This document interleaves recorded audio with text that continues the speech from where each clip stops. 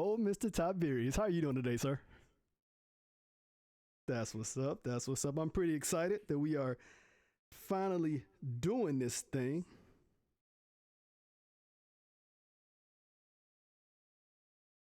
There's the countdown clock. Counts down to greatness.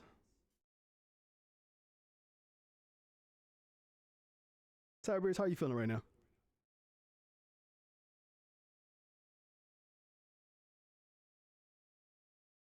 All right, there, Tiberius. I do notice that your voice is not coming out, so let me go ahead and change this in the settings. Screen. And there we go. Your voice should be good now, there, Tiberius. Hello, say hello, Tiberius. Hello, hello. I don't hear anything. Hello, hello, hello. Nope. I don't hear any. Well, I just don't hear my voice coming back. Yeah, I can hear you, Tiberius. You're good. You're good, buddy. Oh, okay. I just make sure. Wait. Why is this now? Why is this doing this? So everybody, we've been starting a couple of minutes. You're coming to basically the curtains are drawn. We're backstage running around trying to make things happen.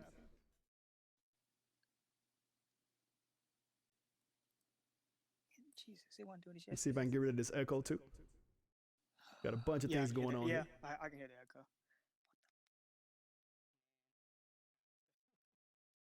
All right, the echo should be gone now, hopefully.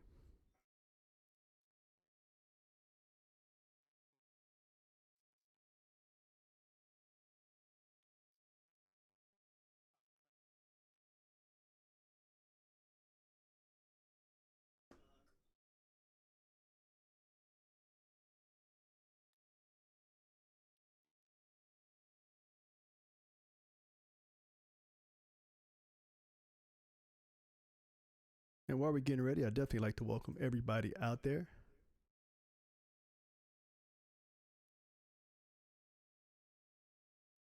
I know we have Mr. Mathis over on Facebook of all places watching us. Pretty freaking cool. Makes me happy.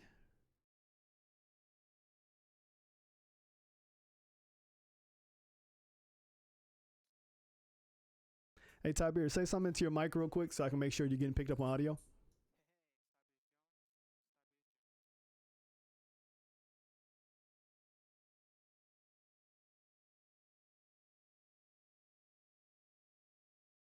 All right. It looks like I'm not going to be able to avoid the echo because that's the only way it's going to pick up your voice, which kind of sucks, but we'll just have to work around it. What? Jesus Christ, this is getting stupid. It picked you up saying Jesus Christ there, Tiberius. You see Jesus? Yeah. Sorry, I'm trying to get this. All right, I guess I can spin it around. Can you see that? Yeah, what are you showing me? All right, hold on one second. Why would you do such things? You're making me dizzy. Well, no, just because. Well, okay. Oh, jeez, now it's doing that. It's always something. Well, no, it won't let it go full screen, so I can see the chat and all that. But whatever, I guess it'd be fine. I guess that'd be fine. But then I was doing the whole. There was a problem. All right, let me get rid of that. All right, that's fine. There we go. Well, we'll just have to work with that. Because we got 40 seconds to figure it out. Fine. It was working fine, but now it's just doing whatever. It'll be fine. It's doing the spinny wheel, and it's acting real stupid right now. But it'll be fine.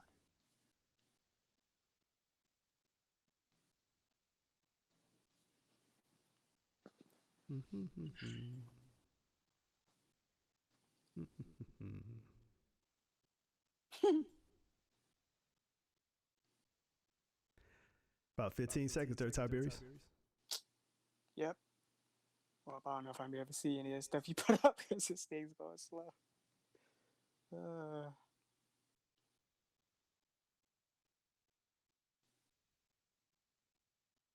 Alrighty, last mic check on the echo. Man, I wish I could get rid of that, but it is what it is.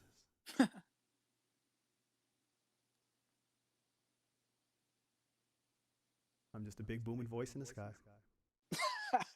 That's funny. I thought you said something else, but that's funny. But yeah, you would think that. All right, everybody. We are starting in a few seconds.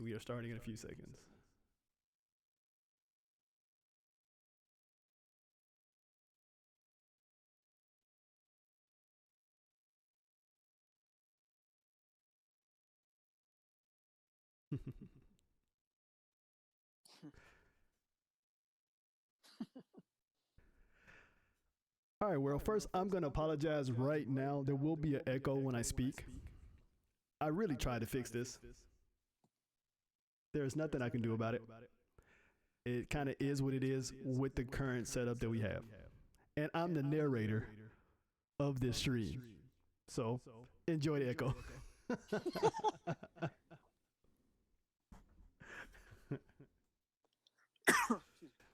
Let's see here. So 1 second, everybody. Where's my remote? I'm gonna try one more thing, see if I can clear this echo off here.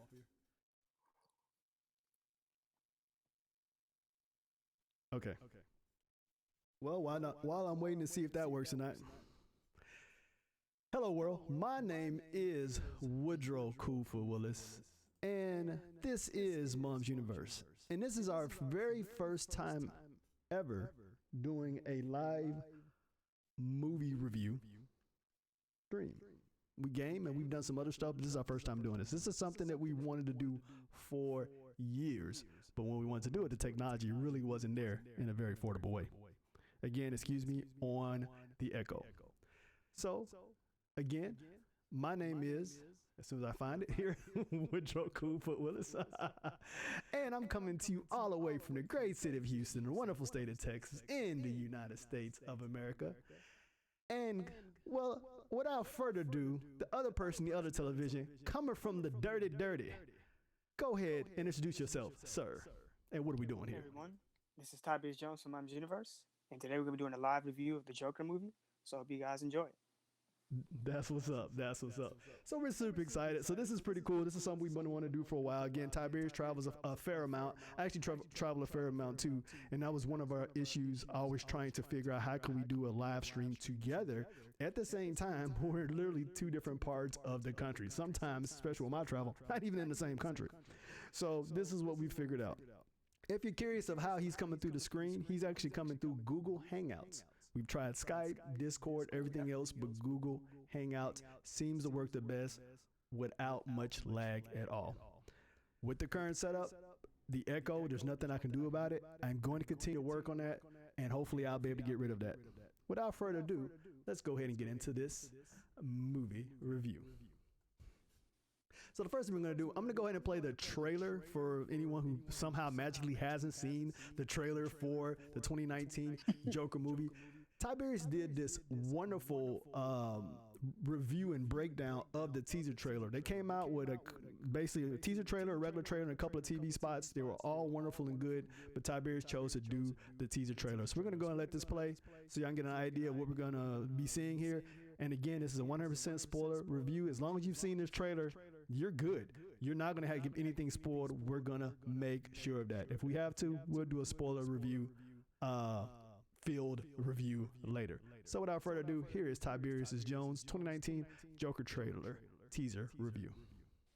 Hey everybody, this is Tiberius Jones from Mom's Universe, and today I'm going to be doing a trailer reaction to the movie Joker. So let's do it.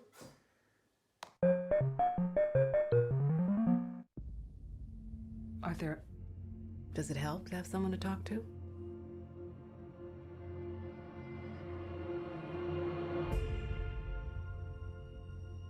My mother always tells me to smile and put on a happy face.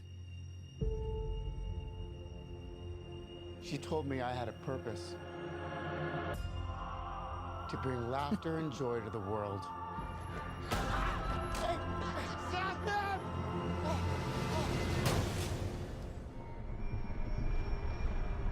Is it just me?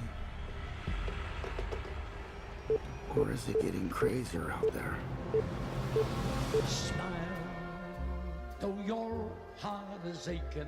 Smile, even though it's breaking. When there are clouds in the sky, you'll get by. What? If you smile to your fear and sorrow, smile, and maybe tomorrow you'll find that life is still worthwhile. If you What's so funny? just Freak?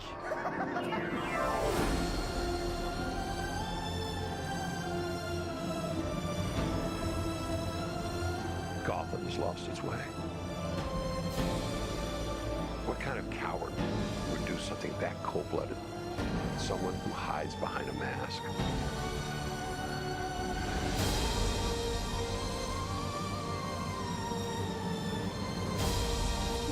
I used to think that my life was a tragedy.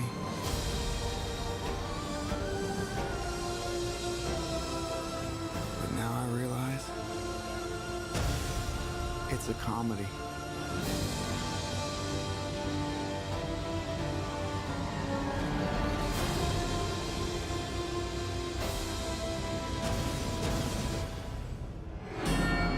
if you just smile.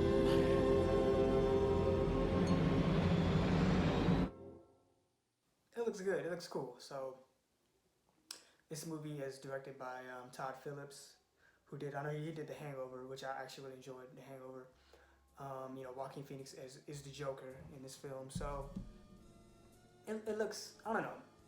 I'm still looking forward to it. You know, everything they showed was fine. I like the makeup design. It is a little bit like Heath Ledger, you know, with the running makeup and the green hair, so the long green hair.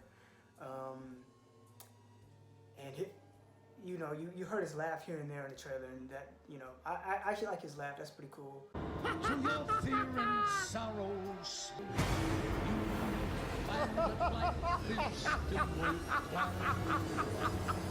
It looks cool. I just have to see a little bit more, but I am looking forward to it. Hopefully it's good, you know, because Jared Leto did the Joker in Suicide Squad, and that was just terrible. He wasn't good. He wasn't good, but you know, Heath Ledger sort of raised the bar in terms of what you can do with the Joker. So I'm hoping that Joaquin Phoenix can knock it out of the park. I think he could do an amazing job. You know, from the little clips that we saw was actually, you know, they were enjoyable. It was really good. You know, the tone of the movie is dark. You know, it's kind of like a Martin Scorsese film. So you know, with its style.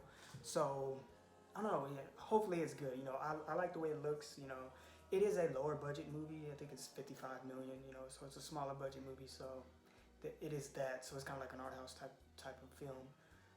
But it is I guess a summer not a summer blockbuster because it comes out in October. But it is a superhero movie. I guess a blockbuster, you can say, but with a smaller budget. So I am looking forward to it. Hopefully it's good. You know.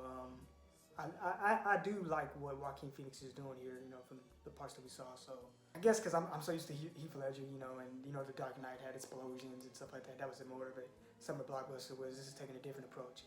So you know, I'm just kind of torn, like but you know, I'm pretty sure the movie's gonna be amazing. So yeah, this has been my review. This Tiberius Jones from Mums Universe. This has been my review for the trailer for Joker. So yeah, I'll talk to you guys later.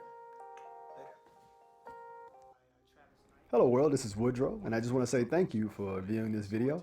If you like this content, we have more that are similar, and we also have other reviews as well. We do, of course, tasty test reviews, movie reviews, we game, and do a lot more. So we hope to see you back here at Mom's Universe, and until next time, Mom's the word. Later. He has an incredible sense of being able to see a drawing on the page brought to life. At Leica, we try to find an artful balance of darkness and light and intensity and warmth and humor and heart. The idea of being able to bring that kind of philosophy to Bumblebee was really exciting. What's your name?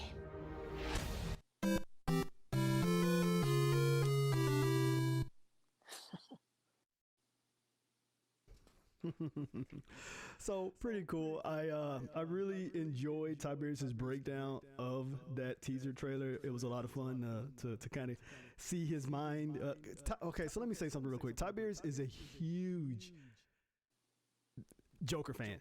He loves the Joker. Matter of fact, if you look at our arcade skin when we were playing video games or whatever, on the player one side, you will see that there's basically the Triforce of Power for Zelda, that sticker on the arcade cabinet, and there's also a Joker card and Batman symbol. And just kind of give you just a little bit, just show you how much he loved it. So I knew when they first talked about that they were going to do a standalone Joker movie that had nothing to do with this DC extended universe, this whole movie universe, comics. It's just going to be a standalone thing.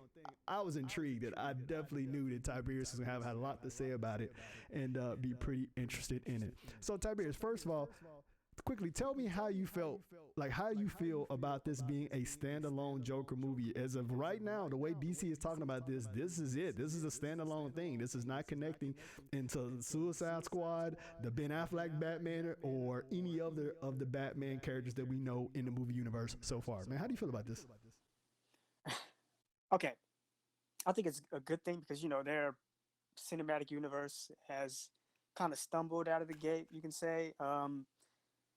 They sort of came around, obviously, with Wonder Woman and some of the other movies. But, you know, with this is perfect because I think they're at their best when they're being original, when they're doing films that, even if they do have sequels, just as long as they focus on the one film, they put all their heart and attention into that one film rather than trying to make it span off, like basically trying to do what Marvel's doing. So with this, I was with it. I was like, yeah, this could be something amazing because when DC and Warner Brothers are focusing on something, you know, they knock it out of the park. Like, for example, Dark Knight, you know, Batman Begins, or any of the other films. So, you know, this being a standalone is perfect because this allows them to shine rather than trying to play catch up with Marvel. You know, this allows them to be in their own lane instead of just trying to do what Marvel's doing. So, and it being a Joker film, I'm like, yeah, this could be cool. I'm looking forward to this because I like you said, I really like the Joker. Obviously, it's kind of weird not having Batman there, but at the same time, it's like this is his story, and so that was my only hang-up. So I was like, how are they gonna do this not having Batman? But after seeing it, I was like, yeah. And even before seeing it, I was like, once I saw the trailer, I was like, okay, I'm sold on not having Batman in the film. Nice, very nice, very nice. Well, we got a couple of actors that are appearing in this, and there's just a couple of actors we're gonna call out here.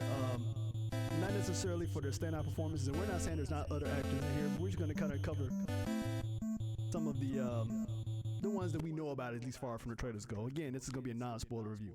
So we got Joaquin Phoenix playing Arthur Fleck, aka the Joker. And you may know Joaquin Phoenix. If that name doesn't sound familiar to you, he's been in Hollywood for a very, very long time.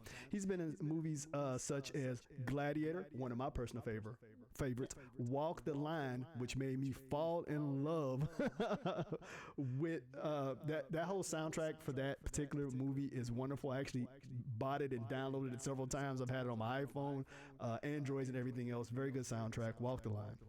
He's also was in the movie Her, where he basically fell in love with the AI that was in his phone. He was in the old school classic Ruskies, that was a 1980s flick, and also Space Camp. Other actors that appeared in this, again, as far as the trailers go, is Frances Conroy. Now, she plays Penny Fleck, which is the Joker's mom. Now, she's mostly known for her small screen roles. So she was in 6 Feet Under, which was a TV series, the Aviator. She was actually in Catwoman back in the day, Arrested Development, and Castle Rock, which were both TV series shows. And we got Zazie Beetz, who plays Arthur Fleck's love interest, Sophie Drummond. She played in Deadpool 2 as Domino, Atlanta TV series, which a lot of people know her from, and Geostorm. And last but not least, again, as far as the trailer goes, we've got Robert De Niro, who plays Murray Franklin, and he comes from a long list of extremely influential Hollywood movies, from Taxi Driver, Raging Bull, Cape Fear, The Untouchables, Goodfellas, The King of Comedy, Mean Streets, The Godfather Part 2, Meet the Fockers, 1 and 2. And he's also in the upcoming film, which you may have seen trailers for, The Irishman. Last but not least, we have the director, Todd Phillips. He was the producer, and he's from shows or movies of Due Date, Old School, Hangover, 2 and 3, and an upcoming Hulk Hogan biopic, which is going to be at least attached to this movie, is Chris Hemsworth, aka Thor. And the writer, just going to throw that out there real quick, his name is Scott Silver. And he's from things such as he's written for 8 Mile, The Finest Hour, who's got Chris Pine and Casey Affleck part at the Mob Squad, and he's also part of the upcoming Hulk Hogan bioflick. First, actors.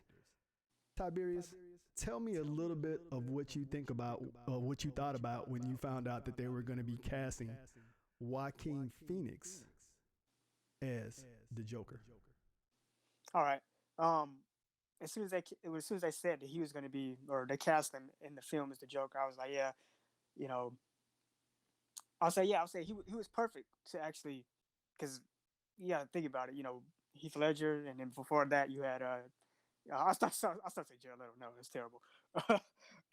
Your favorite Joker. I'm not blanking on his name now. Your favorite Joker from '89. Yeah, he's pretty good. Anyway, yeah, he's pretty good. And like, you know, to follow in the footsteps of Heath Ledger, you know, I was like, yeah, Joaquin Phoenix could do it because, you know, he's a talented actor, and on top of that, he wouldn't pick a film that had a poor script because, you know, he's very, you know, he doesn't like doing big Hollywood movies. Well, not as of late, and he's very particular with his scripts. So as soon as they said, you know, he's going to be in it, I was like, he obviously sees something in this character and something with this script. So I was like, yeah. So he's gonna knock it out of the park because, like I said, he saw something in the script and it turned out to be true. So. Okay, good to go. And how do you feel about his, without going into, again, spoiler territory, how do you feel about his performance? Yeah, all right. His performance is really good. I enjoyed it, you know, him as Arthur Fleck and then turning into the Joker. I like his character. He played it so well, and even his laugh was really good too. Just how they even came up with the concept of why the Joker laughs. I'm not going to give it away. Even that was cool. Just all the different laughs that he had as the Joker were really good, and then even his voice and even his mannerisms were very flamboyant and feminine, kind of like how Heath Ledger was. Where Jack Nicholson's Joker wasn't very flamboyant, but he even sort of captured like what Heath Ledger did as well in terms of his mannerisms, being very effeminate. So I even thought that was good, just from the laugh, the look, and just his performance. You know, so he knocked out the park. Man, I 100% agree with you. He brought a intensity and uniqueness to the Joker character that, I mean, first of all, of course, we have all these iterations of the Joker, from comic books to the old campy TV show, to the cartoons of the 80s, and of course the 1989 Batman, all the way up to the Christian Bale Batman and Ben Affleck and everything in between. There's been a lot of Batman, different versions of him, from the small screen to the big screen to even the video games. And I thought he did an amazing job, again, bringing that intensity and that uniqueness to the role. That was one of the things people were like, how are you going to make yourself stand out and away from, you know, some of the other great performances that we've had of the Joker? And I think he was really able to do that in this particular role. I mean, Joaquin Phoenix's quirkiness definitely came out, and it was a perfect fit for this Arthur Fleck character. I really, really enjoyed it. Frances Conway, again, she's mostly from the small screen with a couple of roles in Hollywood, such as from Catwoman and The Aviator. Tiberius, did you know anything about her beforehand? And whether you did or not, how do you feel about her performance as Penny Fleck? Actually, I didn't, but watching her performance in the film as being shown on the trailer surface, you know, his sickly mother, him having to take care of his mother, I thought, you know, she did really good playing a sick, you know, woman. So I thought she did really good in the, you know, for the time she was on screen. She did, you know, their chemistry was really good together, and I feel like she did, you know, really, really good as a character for what time she was on. I agree with that. She plays again without going into any spoilers, she plays a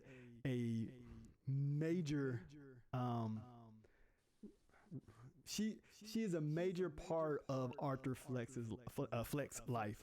Yeah. And we've seen, of course, from the trailer that he's basically taking care of her, and you really get that they love each other. They have this unique bond, and they're basically taking the world on together. And it's pretty interesting the way that plays out and the different effects that it has on Joaquin Phoenix's character from the beginning of the film to the end of the film. I really enjoyed her performance. I didn't really know anything about her prior. I was curious of who she was, and I looked her up, and that's when I found out the different shows and movies she were in, and I was like, oh, okay, good to go. So she's been around for a very, very long time and is an extremely talented actress. Yeah. So let's talk about Zazie Beetz, aka Sophie Drummond, the Arthur Fleck, Arthur Fleck. Arthur Sorry, Fleck. Yes, Fleck. Love interest. Yeah. Take it away, Tiberius. All right, so Zazie Beetz, I really liked her character in the film. When they, their chemistry together, and when they first meet, it is kind of weird how she just automatically falls for him or whatever. And I know some people say she's underwritten, and they didn't like the fact that she's just the girlfriend. She's just his girlfriend, and the reason they said that she just fell for him like that, and they felt that she was underwritten. But where you see where her character progresses to, it made sense why she fell in love with him like that. So like you said, she's really good for the time she's on. She's not really on screen that much, but the time that she's on, she's really good, and their chemistry together is really good. Her and Arthur Fleck. Oh, I agree with that. I liked her character. And coming the first time, I knew that she was on the show Atlanta, and I've seen that show a couple of times, and I really enjoyed her performance there. So when she got the part of Domino for Deadpool 2, I was super excited. And even though I really enjoyed Deadpool 1 and I thought Deadpool 2 was okay, I thought she had one of the standout performances. Matter of fact, I thought she kind I of agree with that. Yeah, stole the stage, the scene every time that she was in it. That's how good she was, and so which made me want to go out and seek her more outside of the Deadpool 2 and the Atlanta TV series. Even went and watched some of Geostorm just to kind of check it out. Before that, I hadn't done so, and again, she did very good in that. So her as the love interest in this, I thought was pretty good to go, and again, she plays an important role in Arthur Fleck and the way that he basically, from his beginning, his progression through his narrative, if you will, of his storyline or whatever. And I thought she did really good. I liked every time she came on. And so far, I guess my only thing so far in everything I've seen her is I want to see more of her.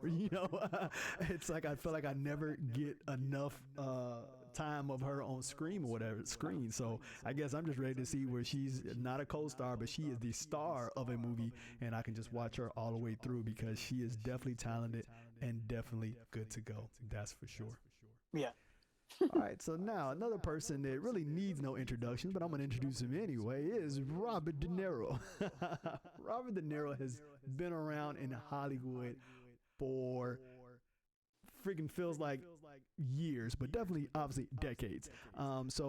Since from his very early start of some of his movies like Raging Bull and Taxi Driver all the way up into this movie, he's always been able to bring it. And a lot of people were a little bit concerned. People were happy when he got cast for this because it's Robert De Niro, but then they also say, Robert De Niro's got really nothing to prove, and is he really gonna bring his A game to basically a comic book movie? But I'm here to tell you that Robert De Niro does not phone it in, and he does a very good job. Tiberius, what do you think about Robert De Niro's performance in this movie? I really enjoyed Robert De Niro's performance. Like you said, people thought that he wouldn't bring his A game, he would just phone it in, being in a comic book movie. But no, man, he brings his A game. He's mostly by himself, but then the parts when he's interacting with Arthur Fleck, they play off each other really well. And like you said, his performance is really good. He's playing kind of, they showed it in the trailer, so I'm not giving it away. He's playing kind of he's a talk show host. He's kind of a jackass, for lack of a better word, or a jackass towards Arthur. So, he's kind of a mean person, but at the same time, he plays it really well. He sells the character.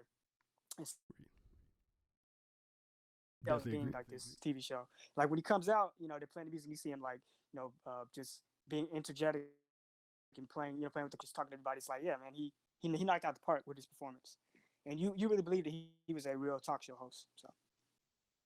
I agree with that. Robert De Niro was really good to go in this. He definitely played that throwback, like late 1970s, early 80s kind of Johnny Carson-esque talk show host, and he did a really good job of it. I mean, when you're watching that, you can like totally see, and believe that he would have been like a talk show host back in the day from how he pulled that part off. And that's something that could have been really campy or really cheesy, but yet he was able basically not to do that with it, and I thought that was pretty good to go. So Tiberius, now we're going to go ahead and talk about the director. All right. Todd Phillips is the director. I've seen I saw the Hangover movies, which I enjoy for what they were. I saw Old School a long time ago, couldn't tell you anything about it. But as far as him directing comedies, now moving over into a darker, more a superhero movie. He did amazing because like they say, comedians or people who are in comedy can go comedy has dark elements in it. So him going from that to this was perfect. Like, and just you can tell that he was inspired by Martin Scorsese films, like in films of the 70s and 80s, just by the shots. They were very beautiful, and how he made Gotham look and made Gotham feel like a living world, like a beautiful, even though it was dirty and very lived in, but he made it feel beautiful, and the shots are beautiful. And he knocked out the park in terms of directing. There's one shot in the film where I was like, "Yep, this feels like something from the 70s and 80s." You see Arthur Fleck. I'm not giving away. He's following a certain character, and you see them. He's following behind the character. You see people in the foreground, people in the background, and I think they were going to a bank. You see the bank in the background. It's like that shot. If it was made in the 70s, it would have been a matte painting, and it's a static shot with that, and it's like that would have been a matte painting, but it's made today, so obviously they have CG and stuff. It's like you really don't see shots like that in films today. So that just his attention to detail and just making it feel like movies from that time was really good. So I enjoyed his directing. I agree with you. Todd Phillips, I thought did a really good job. And you're right, coming from movies like Due Date, Old School, and Hangover 2 and 3, and it seemed like an odd choice at the time to have him come in, of all people, to basically do not only a comic book movie, something he hasn't really had any experience with, but a dark comic book movie when all he's known is for his comedy and some pretty goofy comedy at that. Good comedy, but it is what it is. And so when they brought him in, there was a lot of head scratching, but he did a wonderful job.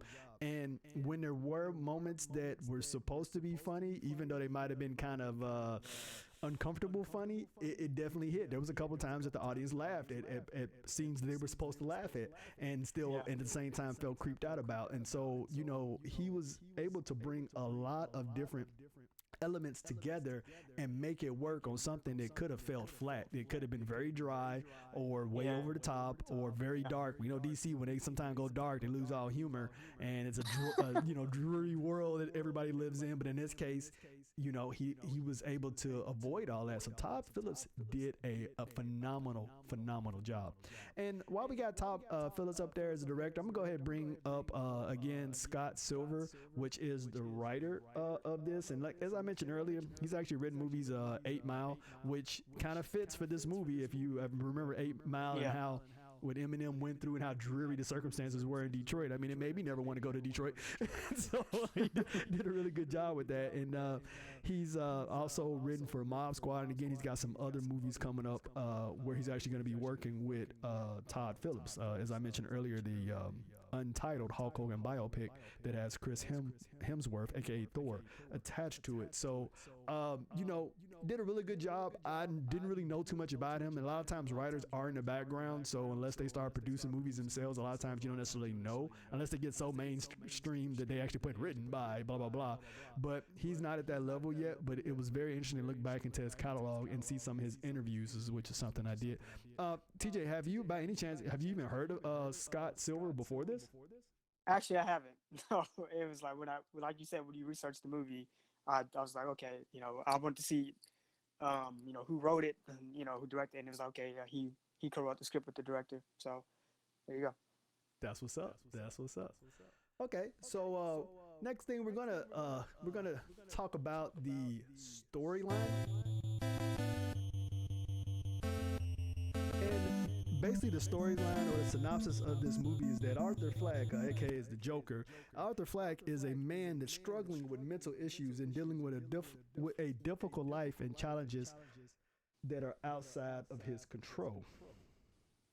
Just 1 second here. I'm sorry. There we go. And so, as far as a storyline, it actually makes a lot of sense. One of the things with Joker is that in the past, what made Joker cool is that he was a mystery. So there was a lot of worry that taking away that mystery was going to diminish Joker as a character, basically take something away from him. But in this case, especially considering this is a standalone movie, and even if they decide to make this quote unquote canon later, I am fairly happy with how they did this. Tiberius, did you have a concern about them basically taking away the mystery of how the Joker became the Joker, who he was beforehand? And how do you feel about it if they decide to make this canon or even later bring this somehow into the DC universe to connect with other storylines? I actually didn't have an issue with it. I liked, that they gave gave him a backstory. I enjoyed the story that they wrote. It was really good. And as far as them making it canon, I say go for it because he is the best. This is the best Joker so far. Well, the best Joker is certainly better than Jared Leto. So I have no issue with them erasing what they did with that. So if they want to make this canon and push this forward, go ahead because they should. Because Jared Leto kind of. Yeah. That's what's up. Let's see here. So one of the things that I want to mention or cover, and as far as, I want to go into a little bit of the history of the Joker himself. And when I mean history, I'm talking about the comic books, the movie development as far as this movie goes, other movies, and all that good stuff, the DC Black Label, and everything else. Now, one of the things when I was researching this, and I was kind of wondering, hey, hey, mates, hey, welcome to the stream, sir. Thank you so much there, Jacobite, over on UBTube. Appreciate you being here.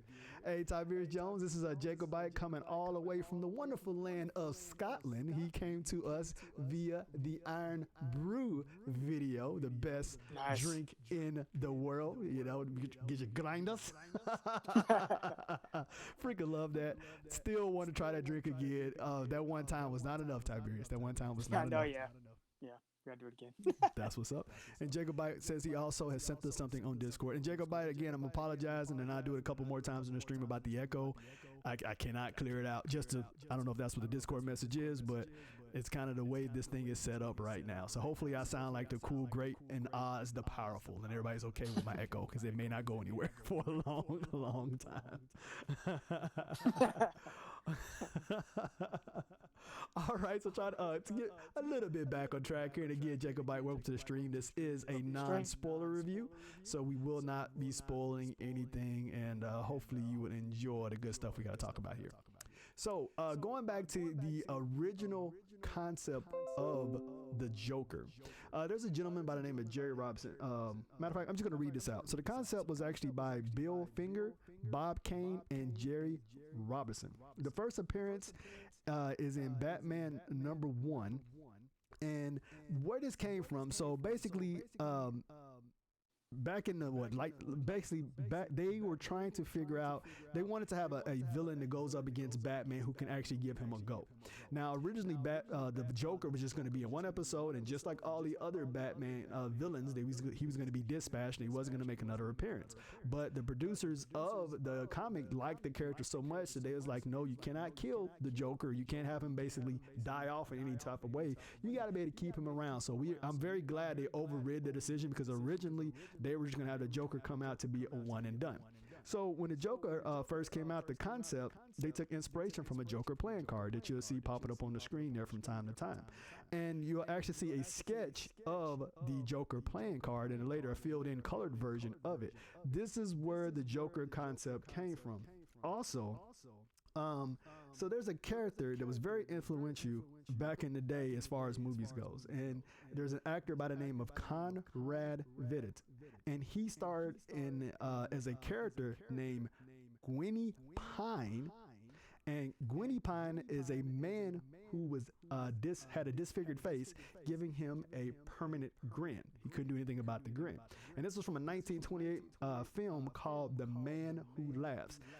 You can actually buy this or rent this film online. You can get it, just type in YouTube, The Man Who Laughs, and you can purchase this or rent it and take a look at it. I've seen some video of the film. It is definitely striking, and you can see the influences of the Joker from the very beginning in this, and it's really cool. So they literally took some of that concept from this character and a couple of other places to create the Joker in the beginning, and you can actually see that carry through until the movie that we have today. Tiberius, did you know any of this good information? Yeah, I knew about the Man Who Laughs. That it was inspired by that film. And also the playing card. So yeah, those are two things that I knew. I couldn't remember the actor's name, but yes, I did know that. Very sweet. So look at that, Tiberius the genius. See, I know, like I said, when it comes to the Joker, Tiberius is a walking encyclopedia. If you ever want to know. Matter of fact, one of his favorite Jokers is actually the Jared Leto Joker. Believe it or not. Yep, he gets 2 thumbs up. Yeah, he's the best Joker in history.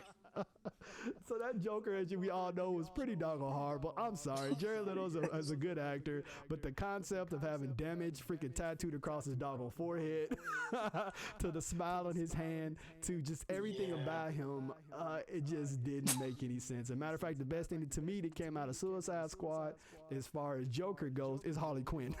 Yeah, I agree with that. Yeah, getting his own spinoff. So yeah, and it'll be interesting going forward to see what they do with that, because they definitely want to keep Harley Quinn around. We know they're basically doing a soft reboot of Suicide Squad. We know Will Smith won't be back because of basically contract issues, and not necessarily he doesn't want to necessarily be back, but he just got other movies going. And so, it's going to be interesting to see what they do with Jared Leto. Are they going to allow him to do it again? They still haven't really said yet. They've kind of hinted that they're going to keep him, but I don't know. After this particular version of Joker, it would not be surprised. Joaquin Phoenix is actually, in the past, they actually came to him and wanted him to come and be part of the MCU as Doctor Strange. Oh, but first of all, he didn't think the character was interesting enough as far as how he was written. Second of all, he didn't want to be tied to a like an 8 movie deal contract. He wants to be able to do other things. And so one of the reasons he took this role was because not only the way it was kind of pitched to him, this is going to be a standalone Joker film. Well, again, standalone means you don't have to do any more, and he could put all his heart and soul into this one. And for those who have read of any articles after Joaquin Phoenix, he took this seriously. He lost literally like 40 pounds, made himself sick, actually gave himself basically some sort of issue because of all the weight loss, and it was very, very interesting. Hey, quick, Tiberius, if you want to run down through the different Jokers of the past, any ones you want to hit, from the campy one to Jack Nicholson to whoever, and tell me how you feel about them, and kind of compare that Joker to this Joker, please do so, sir. Okay. Let's start with Cesar Romero. Obviously, it's campy. He wouldn't shave that mustache, so that makes it funny. But for the time, it was cool, and I used to like watching the campy Batman show when I was a teenager. So I enjoyed watching Cesar Romero then. So obviously, it's cheesy, but I like Cesar Romero. He's pretty good. Obviously, you can't really compare him to I was supposed to say Jared Leto. Yeah, you could. You can't really compare him to Joaquin Phoenix, but I liked his Joker.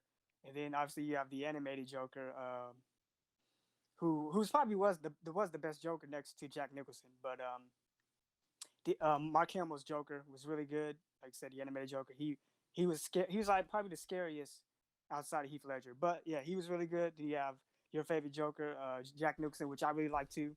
Jack Nicholson is amazing. I'll say he can go toe to toe with Joaquin Phoenix as far as comparing the two. And obviously you have the best Joker. God damn, I was going to say Jared Leto again. No, Jared Leto's horrible. Heath Ledger. See, look at you. You got me saying Jared Leto a lot. Heath Ledger is the best Joker, or is he? But he's the best Joker, and they go head to head, him and Joaquin Phoenix. So yeah, he brought his A game, and Joaquin Phoenix brought his A game. Now we got Jared Leto, who just wasn't good. He Yeah, you say he's a good actor. He just sucked as the Joker, and what they gave him sucked. And as far as him continuing on, I don't think so, because if you've seen the trailer for Birds of Prey, in the trailer, Harley Quinn does say that they broke up. I take that as kind of like a little jab saying that, hey, he's not going to be around because they're not together. They broke up. So that's it. That's what I take away from that. And so that's basically all the Jokers. But I feel like the top three really is Jack Nicholson, Heath Ledger, and Joaquin Phoenix. You know what? That's a good top three. As Tiberius already knows, Jack Nicholson is my favorite Joker. Nothing to take away from Heath Ledger. I think he did an amazing job, and they're so different in their, I guess, for lack of a better word, motivations, and their acting styles, and the era that they were acting in is when Jack Nicholson acted as Joker. The thing we had before that was the campy Joker. So the entire movie was such a crazy departure from anything that we had seen before that it was basically out of left field. And so I thought he did an amazing job, and he was able to kind of create his own path, because there was really no path set for him as far as the movies go, how to be a Joker. And Heath Ledger, he had to basically kind of step into the shadow of Jack Nicholson, who's an Academy Award-winning actor who's been around, from the movies of Shining and everything else, and had to figure out how to make the Joker a unique version, and make a unique version of the Joker, which he absolutely positively did, and it's doggone amazing. Which leads me to the current Joker in this movie, the Joker of 2019, that such a great job Joaquin Phoenix did, because for a lot of people, Heath Ledger is the pinnacle. Not only was the part so amazing, he did such a good job, then he passed. So it wasn't even he got a chance to possibly come back and do something else, or to, he was at his zenith when he left. And so for a lot of people, that's kind of an untouchable mark. So for Joaquin Phoenix to be able to come in and to play this character again, trying to be different from those two wonderful Jokers, and even Mark Hamill's Joker is great. His voice for him out of the cartoons or whatever. I thought he did such a good job. But so my top three Jokers are Jack Nicholson, Mark Hamill, as far as the voice of the Joker, would be number 2, and then number 3 would be Tiberius' favorite Joker there, Heath Ledger. And again, that's not to take away from any of those three actors, because we all know all three of those actors are great and have done wonderful things. So you really can't beat that. Matter of fact, Heath Ledger, one of my all-time favorite movies, is so random, has nothing to do with comics whatsoever, is from the movie of, oh God, it's going to leave my head. No, stay. It was an MTV movie. It came out around 2000, and he played a knight. Knight's Tale. Oh, Knight's Tale. Yeah. It's such a random movie. As far as I remember when I thought this is going to be dumb. This is an MTV movie. Man, that movie was so good. It was so good. Yeah. I actually took my girlfriend at the time, and we went and saw it. And so it's a good memory. It's a fun memory. And we really enjoyed it. But Heath Ledger, A Knight's Tale, MTV movie. Definitely check it out. It's one of MTV's first movies that they put in the theaters. Really good to go. And one of his first major acting roles. So all pretty good stuff there. Jacobite mentioned in the chat earlier that he's actually going to Comic-Con in Edinburgh this Sunday, which is over in Scotland. That's freaking awesome, dude. Nice. I haven't been to any kind of Comic Cons at all in forever, and dude, I wish I was going with you. Jacobite says, I'm going to see it next week, talking about this movie. And dude, I definitely think that you will love this movie. You will enjoy this movie, and the take on it from the beginning to the end is pretty doggone cool. And it's a great standalone movie. And to be honest, if they decide to say, you know what, we're going to do a continuation of this storyline at some point in the future, whether it's a couple years from now or 10 years from now, I totally would be all about it. And I will be good with that. What about you? If they decided to do a continuation of this, would you be happy about that there, Tiberius? Yes, I would. I'm all for it. Like you said, he brought his A game. Everybody brought their A game with this, so I'm all for a continuation. And especially how the movie ends, not give it away. I'm like, yes, bring it on. That's what's up. Now, something I want to bring up that Tiberius brought up earlier, actually, when he was talking, he mentioned Martin Scorsese. And you could definitely see that the director and the writers, for that matter, took a lot of inspiration from Martin Scorsese and some of his favorite movies. I'm not gonna name off the movies he took inspiration from, because I don't want you thinking like, oh, it's just a ripping or a rip off or a carbon copy of those movies. It's not. You can definitely see he was inspired by it, and I think it's good to go. And if you don't know who Martin Scorsese is, has done some of the most popular movies of all time, from Wolf of Wall Street, which is a movie that came out a couple of years ago, to The Shining back in the day. I mean, you really, Martin Scorsese's imprint on Hollywood is huge. Hey, Tiberius, were you able to kind of see the influences of the different of Martin Scorsese and maybe some of his works in this movie? Yes. Yeah, just like you said, just from the look of the film, like I said, it's very, 70s and 80s, just that gritty, gangster type of feel, like I don't want to be caught in Gotham City late at night, or even during the daytime. I wouldn't want to be in this Gotham City. So he captured what, he captured that feeling. Todd Phillips, he captured the feeling of Martin Scorsese with the look and the feel of the film. So I definitely agree with that. This is not a city that I would want to go and hang around today or night or ever go for any type of. There is nothing touristy about Gotham City that you really need to go there and see. Just go on the internet and watch Gotham City. Don't go there. It is not the place to hang out with, for sure. And matter of fact, you mentioned something a little bit earlier about kind of like the tone and atmosphere. Can you go into more detail about the tone and the atmosphere of this movie? Yes, like you said, the tone and atmosphere, like, all right, so if you're going in thinking this is just going to be like The Dark Knight, no, because it's a lot darker than that, and it's a character study, like the tone. It's a dark film, it's extremely dark. It's not really, there's violence, but it's not really that violent. There's violence in it, and it does get pretty intense because they do have an R rating, so they're allowed to do more than what other Batman movies have done. So if you're going and expecting like an action-packed movie, you're not going to get that, although there is action. But like you said, like the tone is very dark. The atmosphere is moody. There's it's just this feel, you just feel dirty watching it because it's so, like, I don't know, it's so gritty and real. You feel like this could really happen. That's how the film was shot. It's very real and gritty. I 100% agree with you. This film was definitely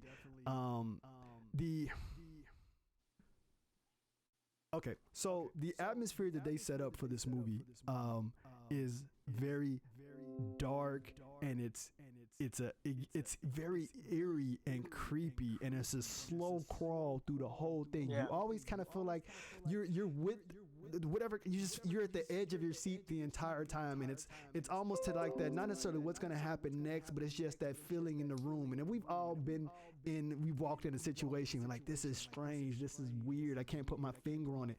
That is from the opening scene to the end of the scene, and they did such a good job establishing that throughout. Hey, Star Force Luke, welcome to the stream. Glad that you're here, sir. Glad that you're here. Hope all has been well. What have you been up to? As you see, we're doing a non-spoiler review, and Diego Santos, welcome to the stream as well, which is Star Force Luke. That's what's up, Diego Santos. I like that. That's a cool ass name. I would just go after. That's what I would call me, Diego. What's your name? Diego Santos. That's just how I would roll. But I don't know. Jacob, how do you feel about that? So again, I apologize for the echo. There's nothing we can do about that. But continuing on about the atmosphere, I thought they did a really good job, and even the tone of the actors. Like when you hear Arthur Fleck, aka Joker, aka Joaquin Phoenix, talk, there's always this kind of, he even talks like he's kind of shy, and he's not very confident, and he's not sure. You could tell he's a misfit, but yet he wants to fit, and you can get all that from the trailer. And his voice, his voice captures that. Same thing from his mom and her neediness to some of the other actors. Like, you can get a lot of information just by the way they're speaking, and it's not done over the top. A lot of times if you go see a live play, everything is over the top because they have to, sensate, they have to get those emotions out there to that person in the back row or whatever. Well, they were able to do this in the movie without overacting, and I thought that was pretty good. As far as the grittiness of Gotham, they did something really cool. They did. So there was a certain situation that took place in the early '80s, and they actually mention it in the movie. I'm gonna let y'all guys, everybody watch the movies out there, so I'm not gonna spoil what that is. But it was a situation that happened in the early '80s, and as we all know, Gotham City is a parallel city to New York City. Gotham City is New York City. New York City is Gotham City. Basically, Gotham City is the super-powered version, the comic book version of New York. Because literally at the time when DC Comics came out and they were writing all this, all the big comic places were established out of New York City. That's why Spider-Man hangs out in New York. That's why Gotham is Gotham, and all of that stuff. So you can see the parallels in that. And so from the scene selection that the producers and the directors and everybody else decided to choose as far as their shooting goes, with the time of day they shot, and how they were able to manipulate the scenery and even hint back to some of the things that really happened in New York, I thought was really good to go. I mean, it was they did a very wonderful job with that. So I'm with Tiberius. I was very appreciative of that. So let me check the chat out real quick. Make sure as I stay up on the chitty chat. I love this movie. That's what's up, Mr. Diego Santos, aka Star Force Luke. Such a masterpiece. I 100% agree with that as well. This movie is great. I can't. We got a little bit before we get there. I can't wait to see what Tiberius is rating, because I have no idea what he thinks about this movie when it's all said and done. I know what my rating is, so I'm definitely curious. But yeah, I just will put out there, I thought this was an outstanding movie, and it's going to be interesting to see what happens at award time, because we know they don't like to give comic book movies that much love. They give you for the cinematography and the music and all that kind of stuff, and but as far as the actors go, they don't want to give that. And so it's going to be interesting, because not only did you have this movie that I really personally think is an outstanding movie, you also have the end of the of Marvel phase, what was it, 3, phase 4, whatever that was. It just came out, and Robert Downey Jr., his performance and some of the other things are going there. So it's going to be interesting when Oscar time comes around. Even though Robert Downey Jr. says he doesn't want an Oscar and don't even really consider, he don't want to be considered for it, it's going to be interesting when it comes down, because Hollywood, the people who vote on these awards can't ignore what these comic book movies are doing. Even though some people are throwing shade at it, I'm curious when it comes down the line of what's going to happen. Tyrese, you think any awards are going to come out of this movie? Say that again. You kind of got muffled. I'm sorry. Do you think any awards are going to come out from this movie? I hope, but like you said, there's a lot of shade and things like that being thrown at the movie, and people don't want it to succeed or even get nominated. So I hope it does. Like, either Best Picture or Best Actor for Joaquin Phoenix. Though I would say those would probably be the two, and obviously cinematography or the music and things like that. But hopefully it can nab one of those. Nice. Hey, I can't argue with those choices that he said. I really do hope it gets some awards out. I probably am going to sit down and think about what awards I think it should do, and we may even do like some sort of show where we break down each movies, the ones that I felt were strong or felt like they deserve some awards, and maybe talk about what awards they deserve. I think that'd be pretty cool. Star Force Luke's, aka Diego Santos, says, I give this movie a 10 out of 10. Man, I can't argue with you on that at all. So let's talk about action. Now, again, sorry, I'm gonna let you go, Tiberius. So again, as we're going through this is a non-spoiler review, so we're gonna be very vague on a lot of this stuff. So excuse us if we are, but we do want to talk about some of the action in this movie. What do you think about some of the action? Again, this is definitely a different type of movie. This is not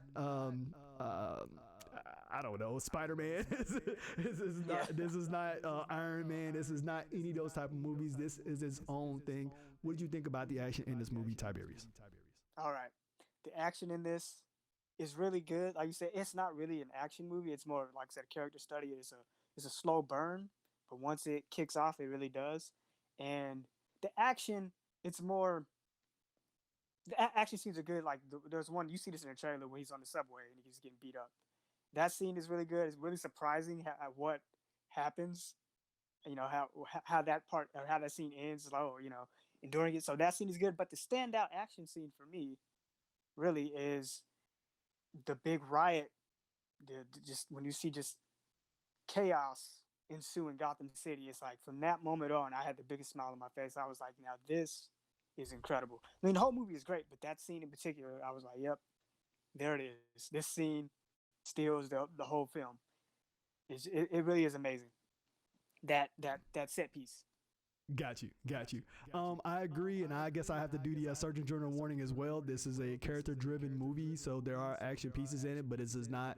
You're not gonna get action from the beginning. This is not a Fast and Furious movie, So not to hate on Fast and Furious movies, but this is not that type of movie. So when there's action in this movie, it is really good action. I love, again, you're at the edge of your seat all the time. So when action pops off, jumps off, you're like, oh damn, it's going down, and it goes down, and it was surprising and unique each time it happened. I didn't, when action took place, I didn't expect it.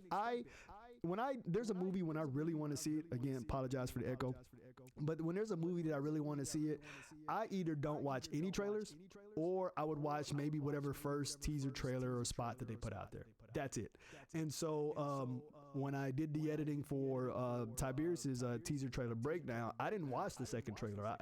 Anytime the TV spots came on, I did the la la la la la la thing, because I didn't want any spoilage whatsoever.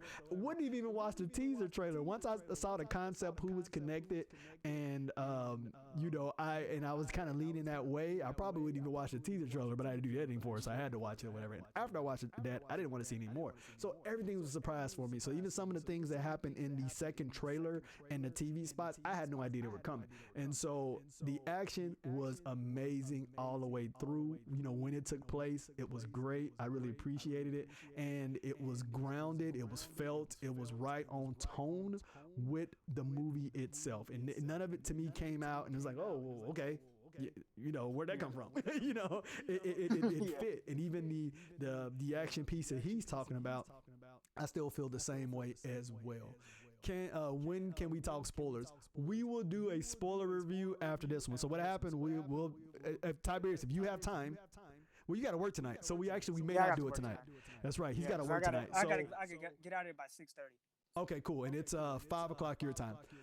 Hey, Tiberius, do you want to try to stream on Friday and we do a spoiler review? Yeah, that'd be cool. Okay, so we'll do a spoiler review on that, and I might even it'll be a spoiler review of this, and then we'll do a bonus review of the movie Hustler with Jennifer Lopez, which is a movie that I saw. I had no intention of seeing it, but I ended up seeing it, so I'm gonna give you a review on it. But yeah, we could talk about all spoilers right there, and I'll make sure that I put spoiler alert all over the place, so nobody get upset when they come in like, oh my God, you said this. Yeah. So yeah, Star Force Luke, I definitely tell you, sir. I definitely tell you. That's what's up.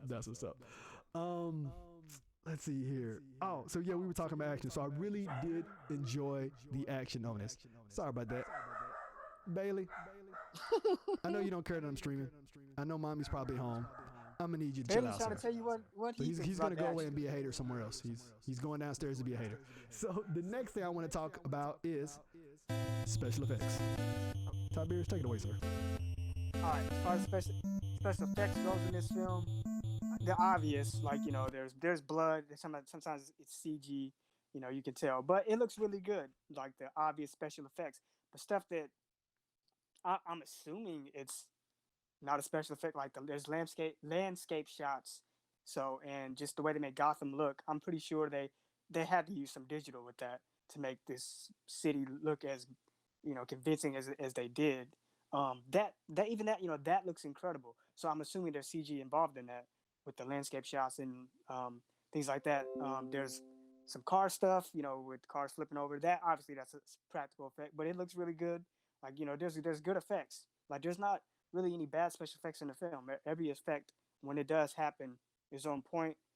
It's believable, it's real. It doesn't take you out of it. Like you said, it's grounded. Even when they do use CG, it's convincing CG.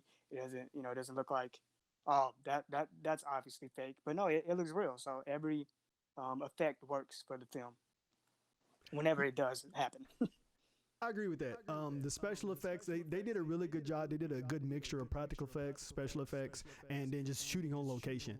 And so the combination of all that gives, again, Gotham a real world feel. Like you feel like you can go to Gotham. You may not want to go there, but you could go to Gotham and hang out and see some of this stuff and visit some of the places. Real quick, I want to give a quick shout out to Diego's Santos, aka Star Force Luke's little doggy, who turned 8 years old today. That's pretty cool. Happy birthday. What's your doggy's name? And what type of dog do you have?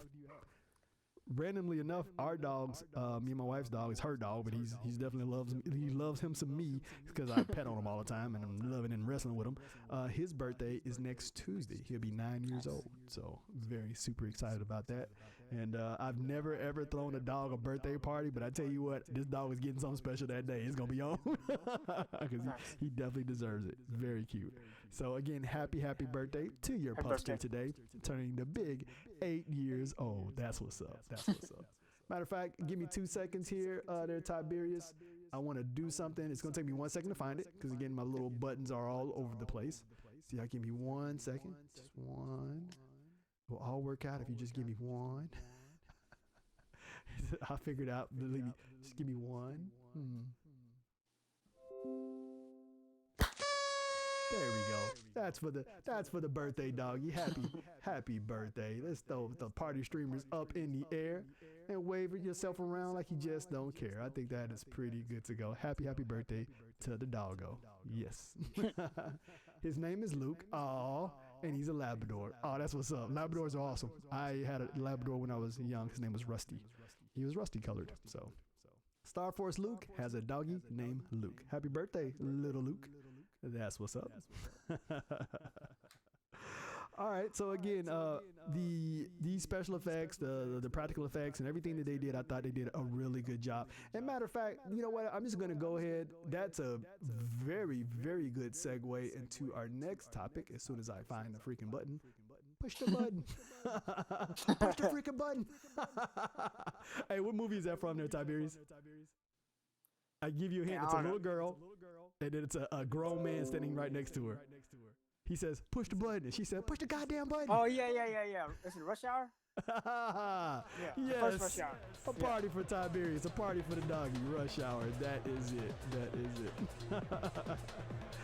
Oh, goodness. Okay, so from going in from the special effects, we're going to go ahead and slide right on into cinematography. Sorry about that. So, as Tiberius hit, no problem, Tiberius, cinematography. This was actually a lot of this movie, well, from what I understand, maybe all of it, but I know the majority of it was actually shot in New York. I watched a featurette with the director, and it was basically really cool. It was a breakdown of the first scene. So he talked about where that first scene was shot at. Everything that you saw was real. Outside the window, everything, none of that was built for just a movie. Those are real things you can go and interact with. And I thought it was really cool. And again, I've actually been to New York a couple of times. I lived in D.C. Many years ago for a while. And so going from D.C. to New York, you could take the train, you could fly or whatever, and I did both. So I would go up to New York quite often. And it's pretty cool when you're on Manhattan Island or getting into the boroughs or whatever. And so I would actually like to go back just to kind of see some of those areas. Again, there's really, there's not touristy spots, but I can imagine in the future that they probably have some sort of tourist travel company you could book yourself in and go on a Joker tour, and check that out or whatever. So, but the cinematography for the movie itself, I thought they did a really good job when they had the up close and personal shots to the nice vistas of basically Gotham City, or the different angled shots they used to kind of get different feelings across from what Arthur Fleck was going through or what the world around him was happening. I thought was pretty good to go. Tiberius, what do you think about the cinematography for this gritty movie? Yes, the cinematography is really amazing. Like you said, like I said, the landscape shots are, visually stunning. Like the big wide shots, even the more intimate shots that are up close and personal look really good. Like I'm focusing on Joaquin Phoenix's character or just any other character. They look really good. And like I said, even the one shot where it kind of seemed like that would be a matte painting shot.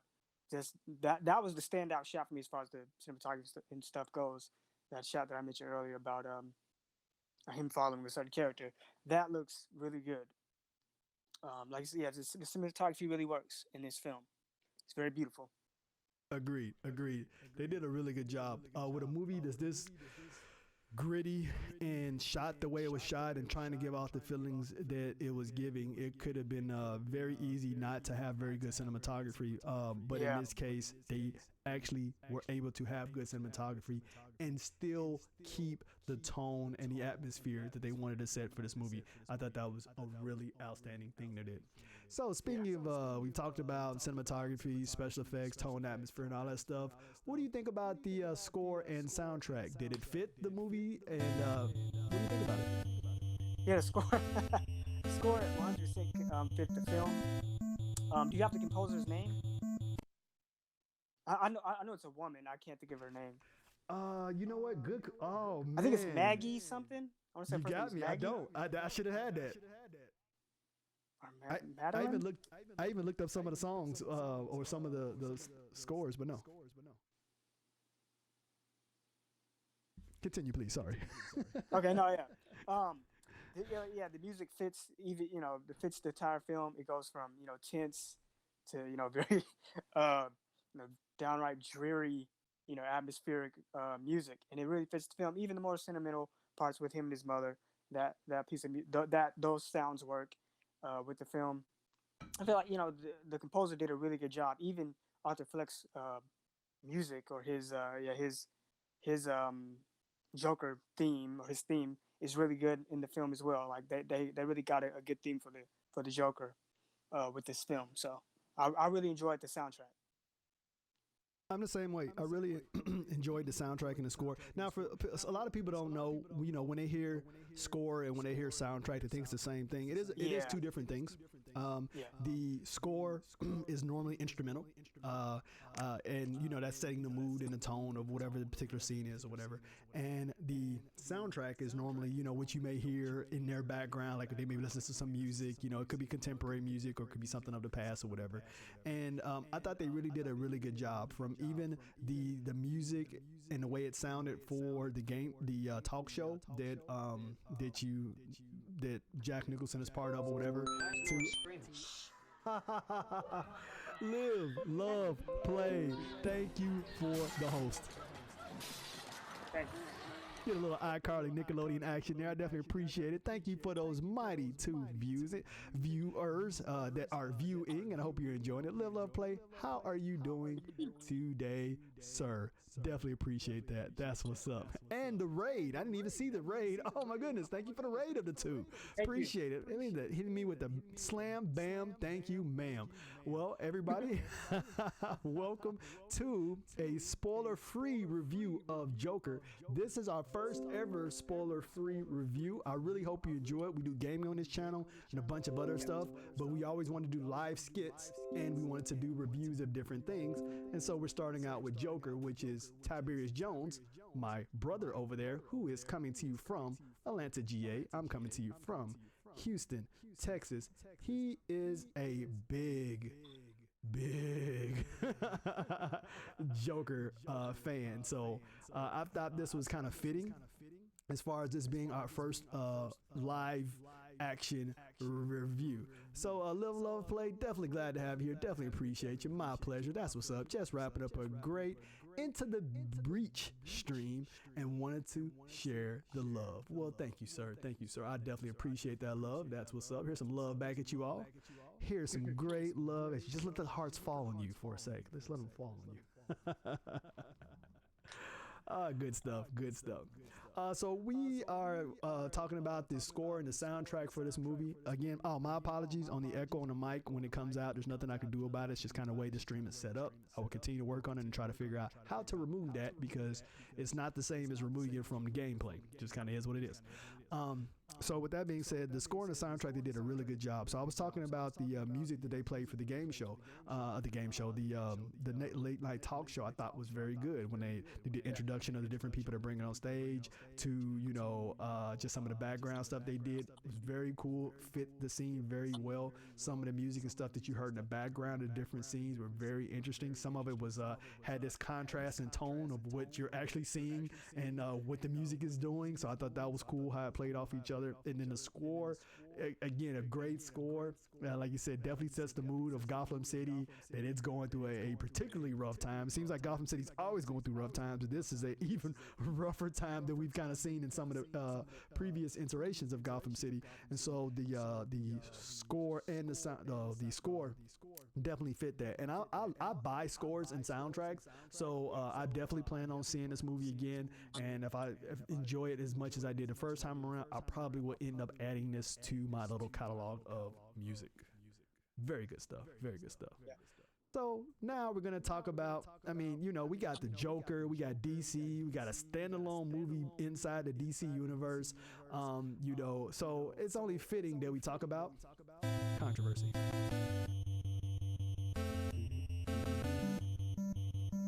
So there's a lot of controversy surrounding this movie. Hell, there was controversy when the movie was first announced, when this was in development, and they thought about it. Hey, we're gonna do a standalone Joker movie. People are like, "What the f? How in the world are you gonna do a standalone Joker movie that doesn't fit into the DC universe, and also has not only does this not fit in there, it's a totally different person playing the Joker? And what do you mean having a standalone Joker? Where the freak is Batman? And I mean, this is his arch rival. How do you have this going on? Well, not only do you have that controversy, then there was movie theaters that said, we're not even going to play this. And then you have people who, before they saw the movie and after saw the movie, it was like, this movie's a travesty. It attacks the mentally ill. This movie's dangerous. And we remember when The Dark Knight Rises, The Dark Knight came out or whatever, when Heath Ledger, that we actually had a shooter who dressed himself up as the Joker over in Colorado, the Colorado movie shooting. So there was concerns about that. Movie theaters had the option, even if they were contracted to show DC movies, to show or not show this movie. It was totally up to them. There'd be no penalty for that. Some of the movie theaters actually had the screenings had extra security. I know at the theater that I went to, and I didn't even think about it at the time. It wasn't until I left the theater and was reading about some of the controversy, because again, I avoided everything because I didn't want to ask any spoilers of the movie, that I was like, yeah, there was an armed security dude there at the front. Freaking, and I never saw that before. Didn't even think about it. So a lot of controversy going around this movie. Tiberius, I want you to talk about a little of the controversy and your thoughts on it, and then I'll give you also a little follow-up to this as well. Tiberius? All right. As far as controversy goes, we'll start off with them announcing a standalone Joker movie. People say, you know, how are you going to make a Joker movie without Batman? Yeah. And when I heard it, I was like, oh, okay, that'd be interesting. I know a lot of people saying that, you know, this, you can't blasphemy, how dare you? You can't have Batman without the Joker.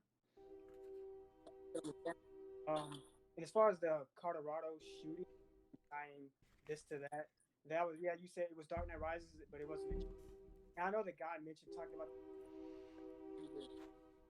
saw some shooting. It had nothing to do with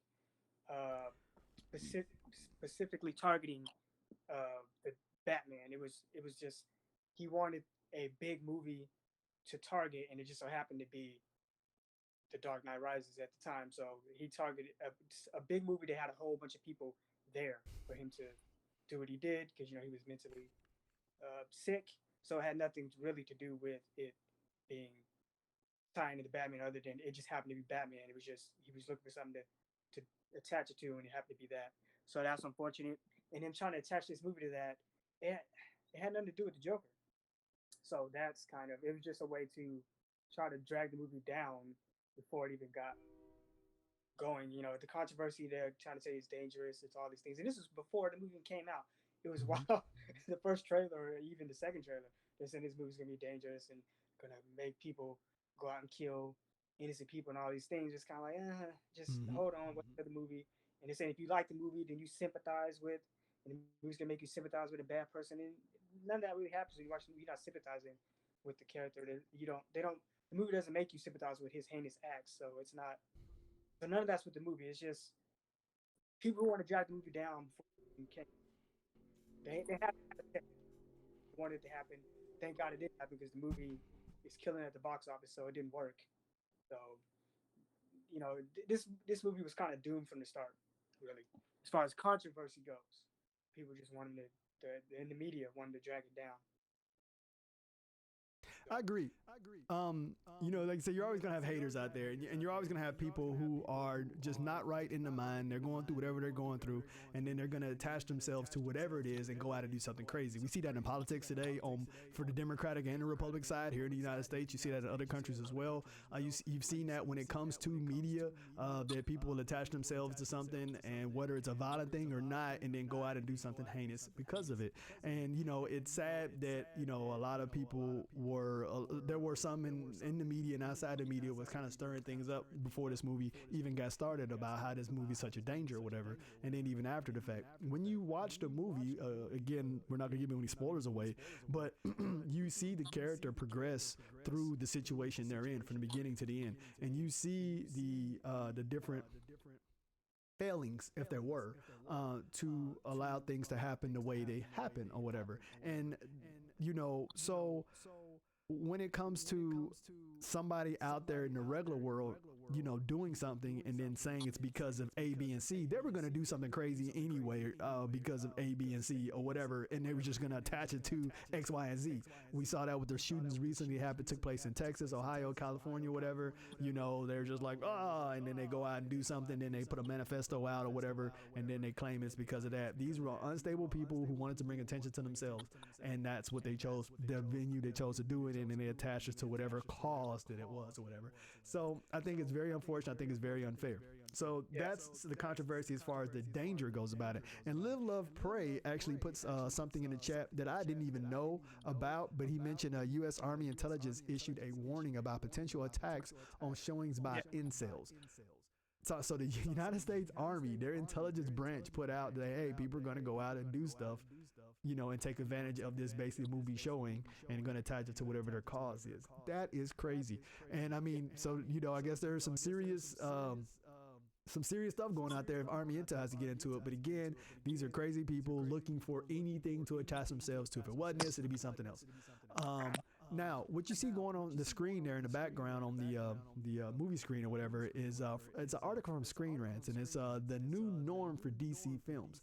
And in that article, which is a very interesting article, matter of fact, I will drop the sources from the things that we referenced here into the chat, so you can check it out and click on those links or whatever, and then I will add them to the description below the videos later if you want to check it out. It's a very good article. I definitely suggest for you to read it.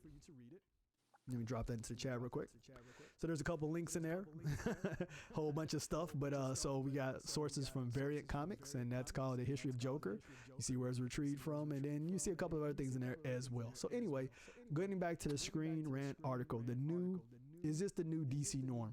And it's talking about how DC has, of course, they're trying to learn from their mistakes. They made a lot of mistakes. And so they learned with Wonder Woman that, hey, they can make a good, light-hearted, yet action-packed film with some feeling to it, with some depth. They learned from Shazam that they can take a character that's maybe not necessarily well known outside of comic readers of the DC universe, and do something really good with it. So you see some work going. You even see how they changed some of the characters to give them a little bit more substance, which they did with Aquaman. And now we are getting into the Harley Quinn standalone movie, and we also have this movie here. And is this a recipe for their success? And it also, of course, talks about the Suicide Squad issues it had, and Jared Leto's Joker, what may be on the horizon for him in that character. It's a really interesting source. So definitely want to take a look at that. I couldn't not put that article in there for you all to check out because it's a really good article. And if you're like me, it leads you down rabbit holes and talks about a whole bunch of different stuff. I'm really curious about Harley Quinn's new standalone movie. That was my first time seeing the trailer, the Birds of Prey trailer in the theater, and I'm excited for it because I like Robbie. I just forgot her last name real quick. It just went out of my head. Anyway, I like her as an actress. and I'm looking, and I had a Suicide Squad, Will Smith being Will Smith, basically his Deadshot, and Robbie Margot, whatever. Margot Robbie, yeah. What is it? Margot Robbie. Margot Robbie, thank you. I renamed the woman. They were my two favorite people in that, so I'm definitely looking forward to see Birds of Prey.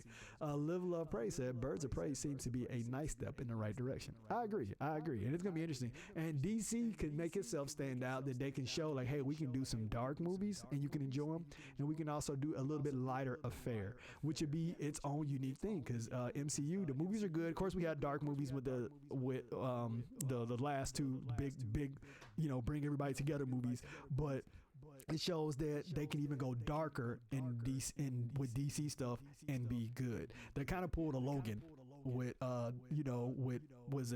Sony did with the Wolverine character. It's the movie Logan. Yeah. And it's like, hey, we're just gonna focus it. We know, hey, yeah, the X-Men universe. Yeah, we're just gonna ignore all that. Just screw off. We're gonna focus on these two. We're gonna focus on Professor X and Logan, and we're gonna put them in a situation that you haven't seen them in before, and this is how we deal with it. And I do agree with you. Live, Love, Pray. I think that not only as Birds of Prey is in the right direction, I think DC as a whole is finding its footing and going in a way, and that's gonna push Marvel, which I'm happy about, because hey, let's push it. Let's make things bigger, better, and greater. Tiberius, is something you want to say? I was going to say, Logan was, I think, 20th Century Fox. 20th Century Fox. Oh, it was? Yeah, I want to say it's 20th Century Fox. I could be wrong, but I want to say you know what? You are 100% right, because Disney just bought Fox. Well, that the movie making. Wait, if I remember correctly, let me make sure I get all this right. You're right, because X-Men, Deadpool, and obviously Logan, all that fell under Fox, which Disney just bought recently. So you're right. So good correction on that. Good correction. But again, the X-Men movies started out strong, got pretty damn terrible, had a little uptick of being okay, decided to fall off horrible, and they say, hey, we're just gonna jump away from all of that and do our own thing. So that was Fox that did it, but it's gonna be and actually that whole Disney Fox merger, as far as that part of Fox goes, is going to be very interesting to see what they do with characters like Deadpool. I know they said they're going to keep him rated R, but again, it's Disney, so we'll see how far they really take that. Yeah, they might do PG-13 just so that they can have him interact with all the other characters. So they might go to PG-13 route. So what I think they might do, if they do standalone Deadpool movies, they'll keep those R, but then anytime you interact with the larger Marvel Cinematic Universe, those be PG-13. Kind of like how Spider-Man pops in and hangs out with the Avengers or whatever, then he has his own standalone. I think that's the way they do Deadpool. So obviously when Deadpool come in, he'll be a PG-13 version of Deadpool, basically. He may hint and stuff, but whatever. But then when he pops back out, he'll do his own R thing. And I think they could do that with Wolverine as well. You can have Wolverine and have a R-rated Wolverine, and maybe even some of the X-Men where it's gritty, down and dirty, but then you can also have a PG-13, and they're kind of doing their standalone thing.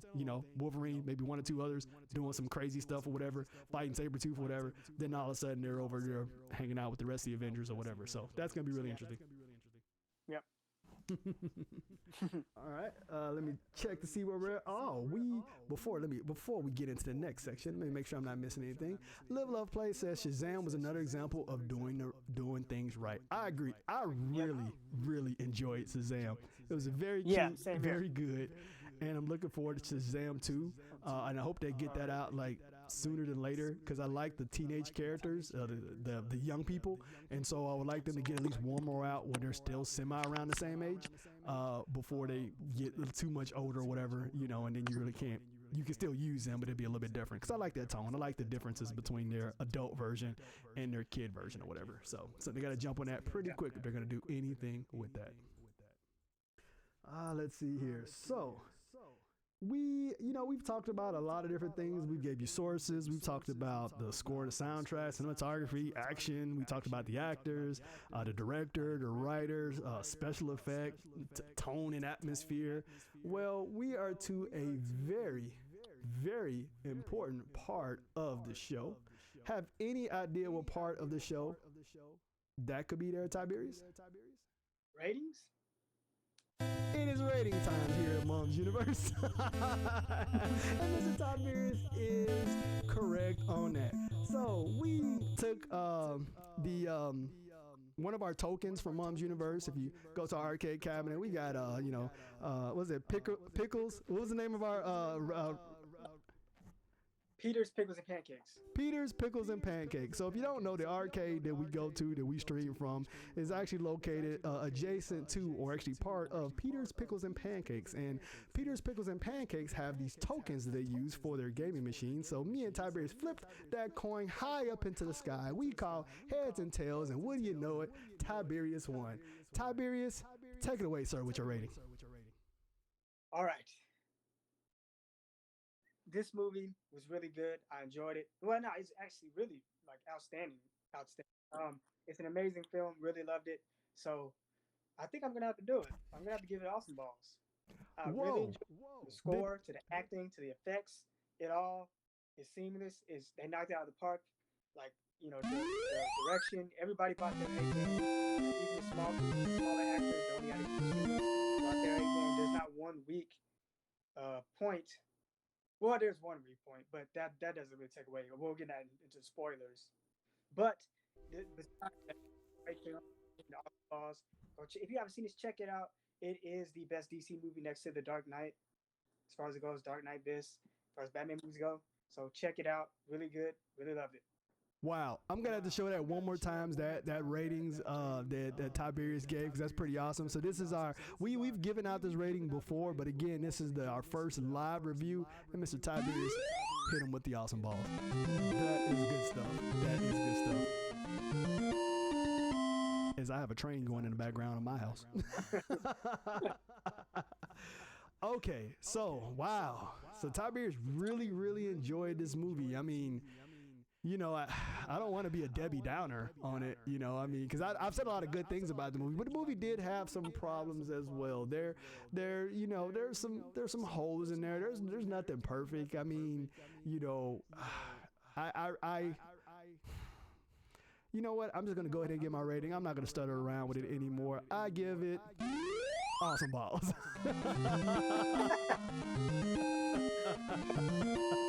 Tiberius is like, wait a minute, what? I was about to give it something lower. I really enjoyed this movie. I've seen a couple of good films this year, and this is definitely one of the highlights so far. We're in October, so we're getting close to the end of the year, which is crazy. This year has flown by. And so it's been a good movie viewing year. I was very surprised by that, to be honest. And this is outside of the comic book movies. There's been some good movies out there as well. But yeah, this is we have a rating system here with kind of almost like an ABC rating or whatever. But this is our beyond A. This is our 100 plus rating. We don't give it out very much. It is awesome balls. We definitely enjoy it. Those are all our characters you see across there. Definitely enjoyed it. So that's what's up. Look at that. Double awesome balls. Can't beat that. Sweet. Well, we're going to get into our closing thoughts here. Tiberius, do you have any closing thoughts or X Factor, anything you want to talk about in this movie just to kind of close out this whole nice shebang shindig that we just did? I'll put it like this. This isn't tied to the DCU, but if you're kind of so on DC and you're like, I don't know, you know, I like their older stuff, like The Dark Knight or Batman Begins or any of the movies before that, say check this out, because it is sort of in that vein. You know, if you like the Joker, if you like, you know, just the darker tone of DC, and dark done right, not like what they done with Batman v Superman and all these other movies just for trying to be dark just to be dark, not dark with a vision like this. You categorize this like with Christopher Nolan, what he did. His films were dark, but he had a vision and a story to tell, just like this film. You know, Todd Phillips was dark, but he had a vision and a story to tell. So I'd say go check it out. Like, don't miss out on probably like one of the best superhero movies or comic book movies. Go check it out. I agree with Tiberius. This was a very enjoyable film. I'm trying to think in my mind there's a comic book movie adaptation that I haven't seen over the last like 15 years, and I honestly think I've seen pretty much all of them, if not all of them, and this is definitely up there at the top. DC took a huge risk, a big chance, and it paid off, and I'm very happy about that. And I definitely want to see where things are going to go. We know lately Marvel's been very interesting with their whole Sony situation and Spider-Man. Looks like Spider-Man's back in the fold, which is good to hear. It's good to go. So that's going to continue to move forward. But it's really cool to see where all of these movies are going, how these characters are developing, and now they're talking about going into horror with the comic book genre movies, and so be able to go into this deep, dark character study of this character that we all know and still come out impressed and like, wow, they went there, or I didn't expect that to happen. That's really impressive, and that gives a lot to the studio for greenlighting this. It gives a lot to the writers for writing this, and the producers and the directors and the actors and everybody to bringing this to light, and I'm very, very happy with it. So just can't beat it. Tiberius. Yeah. This was freaking cool, sir. This was good. Okay, so for everybody who don't know, Tiberius and I in Mom's Universe has been a thing for many years now, and hell, we've been on YouTube since 2013, to give you an example, when our YouTube channel started, and we weren't always active on it. I mean, we had months or years we weren't necessarily active, but it's always been a thing. And this is something that we literally did just sitting around, just hanging out around a house or out somewhere or just in the yard or whatever, and we would literally do what we're doing now. And then we say, hey, we want to do this and give this gift that we have. I don't know if it's a gift or if it's a good gift, but we wanted to share it with everyone, but we wanted to do it in a live format. But the technology and especially for the price point really wasn't there for a long time, and now we have YouTube and Twitch where we can do this, and Twitch is our first time doing a live movie review, so this is really cool. And Tiberius, is this something that you would want to do again? Yes, 100%. It was really fun. Really enjoyed it. We had a good time. Or I had a good time. I don't know about you, but it was really good. It's fun. Heck yeah. That's what I'm talking about. So again, everybody, we will be doing a spoiler review for this movie and a review. I don't know if it'll be spoiler or not, but we'll be doing a review for the movie Hustler, since I'm the only one that saw it. And that should be fun. That's Jennifer Lopez's new movie. A lot of you may not even know she has a new movie out there, but she does. And I definitely want to share my thoughts on the movie because I was surprised in a lot of different ways about this movie. So this was good stuff. Again, thank you, everybody. Sometimes, life throws your curveballs, but when they do throw your curveballs, take those balls and make them awesome. He was like, where's he going with this? I figured you were going to say. Okay, so real quick, I want to thank everybody that came out today. So give me a few seconds here. So first, I want to thank the first person that popped up on YouTube was Mr. Jacobite, all the way from the great land of Scotland. We also had Diego Santos, one of the best real world names that I've ever heard. He also goes by Star Force Luke. His dog turned 8 years old today, Little Luke, and we want to say happy birthday to Little Luke, which was pretty impressive. Mr. Mathis came over on Facebook, of all places. We got like 4,500 followers on Facebook, yet none of them seem to ever watch when we do anything. They only like to hit like on stuff. But we actually had Mr. Mathis, who we met on YouTube originally, who's actually coming to the United States to New York Comic Con this month, if I'm not mistaken, came out on Facebook to represent. Also, Jacobite is going to a Comic-Con this Sunday in Edinburgh, Scotland, which was pretty awesome. Live, Love, Play came over hardcore, like with a raid and a host of two mighty viewers. Definitely appreciate that. Good looking out. And there's Live, Love, Play throwing up the Hello World, GG Arcade Cabinet, and some more love of his own with some of his own emoticons, which are pretty good to go. So thank you for that talk and that interaction, like a wrecking ball. Yes, sir. So we want to thank everybody out there. Again, I will work on and see if there's possible for me to remove the echo that you hear basically almost every time I speak on the mic. But I'm glad that everybody still was able to hang in there and enjoy this. Because again, it may not be something I could figure out. So this was pretty awesome. I'm going to go ahead and put our mom's stamp of approval on this.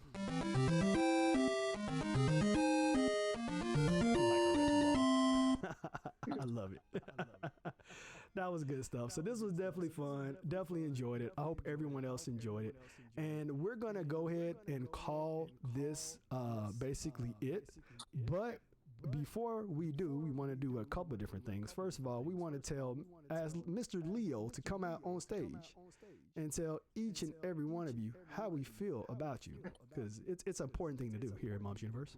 Let us not take this planet for granted. I do not take tonight for granted. Thank you so very much.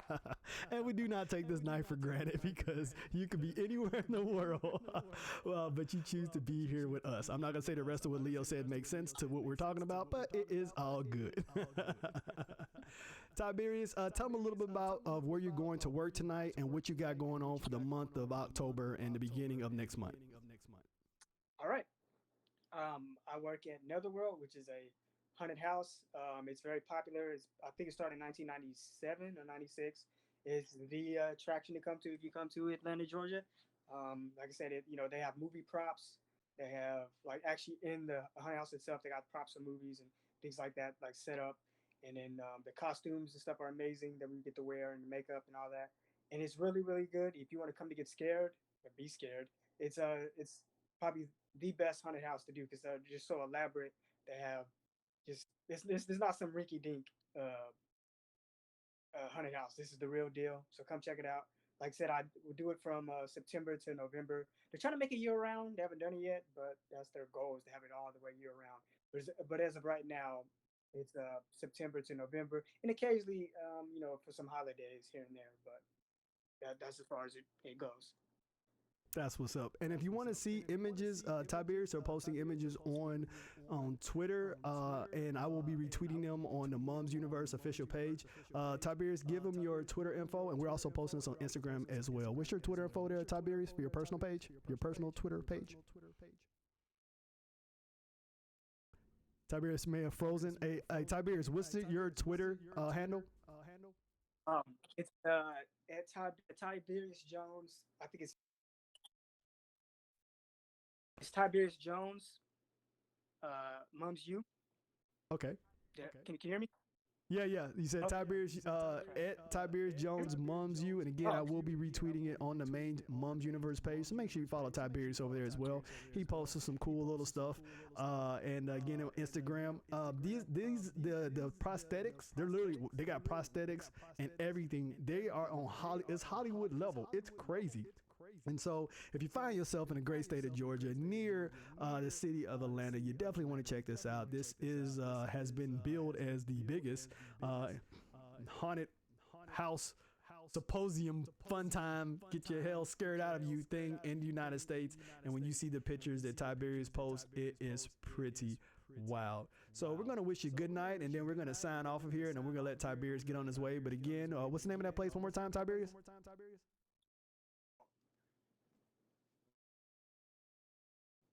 It's Netherworld. He's freezing up. We're going to go ahead and let the good night play. Everybody quiet down now and get some sleep. Good night, everybody. Good night, Mama. Good night, Ben. Good night, everyone. Good night, Mama. Good night, Daddy. Good night, children. Good night, Daddy. Good night, Elizabeth. Good night, John Boy. Good night, Jim Bob. Good night, Jim Bob. Good night, Jim Bob. What's going on? I was asleep. What's everybody doing? It's Netherworld.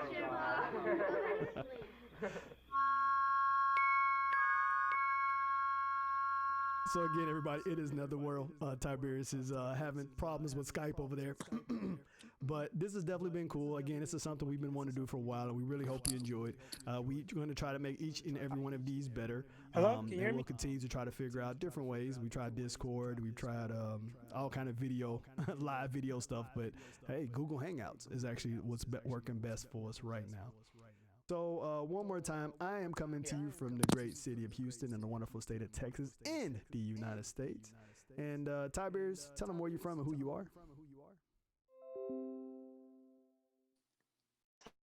I reside in Atlanta, Georgia. And again, I am Woodrow. Again, that is Tiberius. I know it's kind of breaking up in there, but thank you so much for coming out. Definitely appreciate it. Definitely had a good time here. Live, Love, Play. He says, thanks for the stream. Glad you enjoyed the movie. And Live, Love, Pray. We did enjoy the movie, and thank you for coming to check us out here in the stream. Okay, so again, my name is Woodrow. That's Tiberius. This is Mom's Universe. I definitely appreciate you. Have a good night, everyone. And until next time, Mom's the word. See you. This was a good time. Let's go ahead and let the speakers take back the stage. Definitely appreciate you, each and every one of you. Thank you for coming out, and we'll be doing the spoiler review for Joker and the review for Jennifer Lopez's new movie, Hustler, on this Friday. Definitely check out the social media, and that way you'll know what's going on and when it's going on. Definitely appreciate you. And again, the stream is over. The stream is over. You can turn away now. The stream is over. Good times, people. I say good times. The stream is over. Very good times. Not a shameful moment at any point. Shame. Shame. Shame. Shame. Shame, shame, shame. Shame on you. Shame, shame, shame. Shame on you. This was serious, but it turned into something fun.